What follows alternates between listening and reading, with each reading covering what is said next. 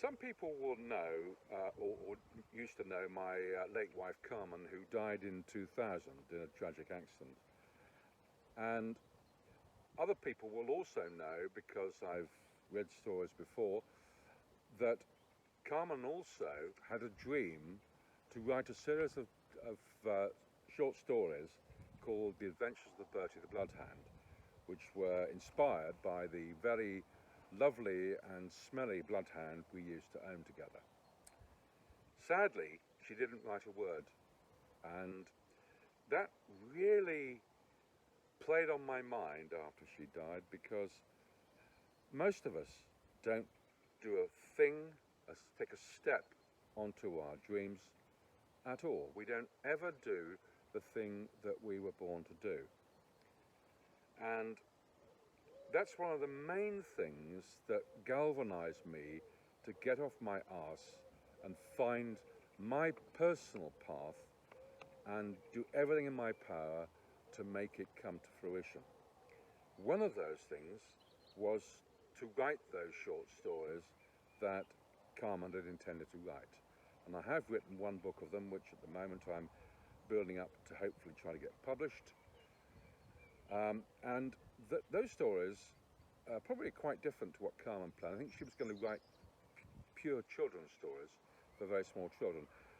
I've written these stories really aiming at the inner child within us all, because there's a part of us that wants to live freely and fully all of our lives. And as we become adult, we lose that opportunity because we begin to fall into conforming with what we are required to do and the way we are required to live. So, those stories are to some extent inspired by Aesop's fables, which were morality tales that were written 3,000 years ago and still sell today. They're beautiful stories, and they were read to me by my mother and then read by me myself, and I've never lost an affection for them.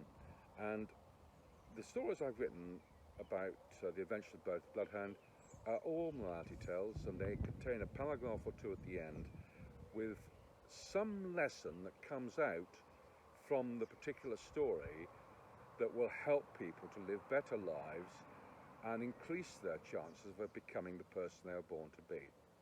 So, not surprisingly, I have written one about Bertie and the virus. So it's called Bertie and the virus. So here we go.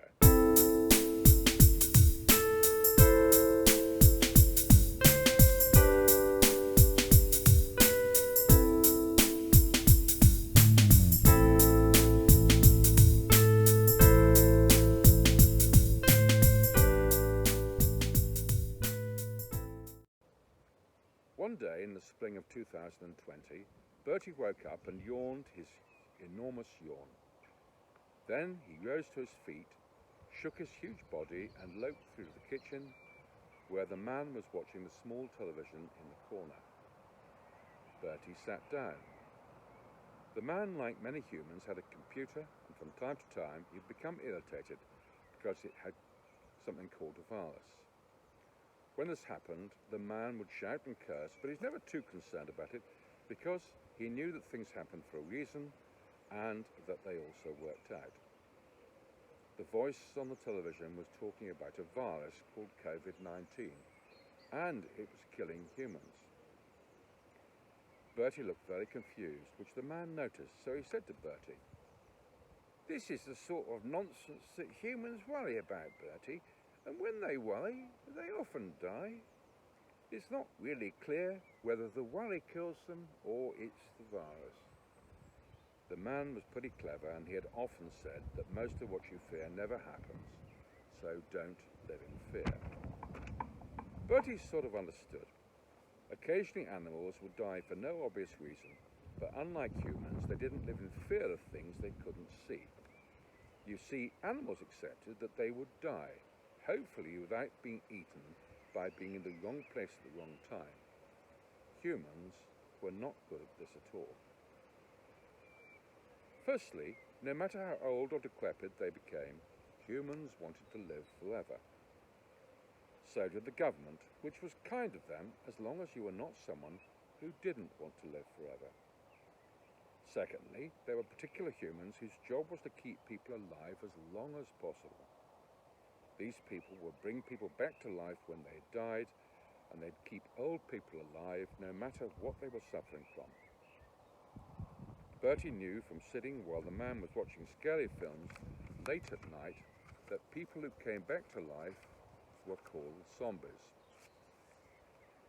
Bertie couldn't tell whether the old people who staggered about when he was being walked through the local town were zombies or not, or whether it's because they had died and were shocked back into life. Humans were very strange creatures, thought Bertie.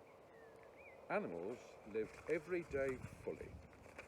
They would lie out in the sun when it was out, and they would do things to eat and chill out the rest of the time. By contrast, humans spent much of their time doing things they hated and rarely, if ever, enjoyed, being in natural places. Despite this, they all still wanted to live forever, which was strange, because all animals knew that the place where animals and humans lived forever was called hell and was pretty nasty, whereas the other place, which was where things lived in balance and harmony, was called the animal kingdom, and it didn't include humans. Bertie wanted to understand the ways of humans better, so he sat and watched the television intently.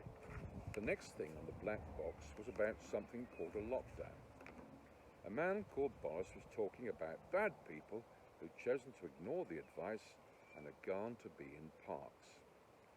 Parks were little areas in big cities where humans could connect with nature. Understandably, humans wanted to be in such places on hot, sunny days, which was exactly where animals would prefer to be. This was apparently bad, and Boris was a bit cross about it. So Bertie understood that this virus had come to kill some humans, and instead of accepting it as the will of the Creator, humans were being told not to go in parks because the virus would be there. Of course, humans didn't know where the virus actually was because they couldn't see it. Animals never thought like this, and to Bertie it all seemed a bit mad. Bertie loped out of the kitchen and lay down in his huge bed. When he woke up, he chose to lope through to the study. There's a television there too, which the man would watch in between working at the huge desk covered in papers. As Bertie went in, he could hear the television. He came in and then flopped down watching television with one slightly open eye. What was extraordinary was that a lot of humans were posting things of them performing as now they had time to do things that they really enjoyed. Boris was being interviewed about the effects of the virus on human money. Bertie understood that most human beings went to work, which they often hated, as in the human world it was money that decided whether people could enjoy life or not. Bertie knew, however, that if humans spent most of their lives doing things that they hated to be able to enjoy life, that when they got home, most of them wouldn't enjoy it anyway because they'd have no energy left to do so. This is why they would lie in front of the television for hours, watching people firing guns, which Bertie understood fired teeth at people, which is why they killed them. So it all seemed a bit ridiculous and a complete waste of life and time, which Bertie knew was the biggest sin of all. Boris was expressing concern about how people would live, and he was going to give lots of people money while the virus was a concern. This made more sense to Bertie, but then Boris said that people would eventually have to go back to doing what they hated for money, but that would be after the virus had gone away, which he would only do when it had killed the people it was meant to. This would take longer if people did what they were told and stayed inside whatever was going outside, or however hot it was. Bertie thought about what Boris had said. Bertie understood, as most animals did, as long as they'd lived at least one life as an animal, that the most important rule of nature was to follow your instincts, and by doing so, avoid getting eaten by something bigger than you with bigger teeth and claws. The animals that were human in the last life were often eaten quite quickly because they just continued to go wherever they liked with no sense at all of using their instincts, because this was how the human world lived. In other words, animals knew they were quite safe as long as they were not in the wrong place at the wrong time. Perhaps, although it was very small, the virus worked the same way. So if only humans understood life like animals, then the virus would be no danger at all. The people who the virus killed would be those in the wrong place at the wrong time, who the virus was meant to kill. Bertie could not work out why Boris wanted it to take longer to kill the people it was meant to, because surely it would make more sense to get it over with quicker. Bertie went to sleep while important humans continued to drone on for hours about the virus. Bertie dreamed of lying in a park with no humans at all, and was thankfully lived in the animal kingdom rather than was a member of the human race, which humans sometimes referred to as a rat race. Rats, Bertie knew, were not nice animals at all. Bertie thought he heard that Boris, who was very important, had caught a virus. Bertie snorted with what was to him a laugh. He thought it amusing that people were led by and listened to humans who clearly were in the wrong place at the wrong time. So, you see, it is better to use your instincts to go where you need to go if you want to live a long and healthy life, than it is to listen to important people who catch viruses by being in the wrong place at the wrong time. In the wild, it would be more obvious that this was true, as you would pass their bones stripped clean by something with big teeth whose job it was to bring such beings back to reality. I hope you enjoyed that. Thanks very much indeed for listening.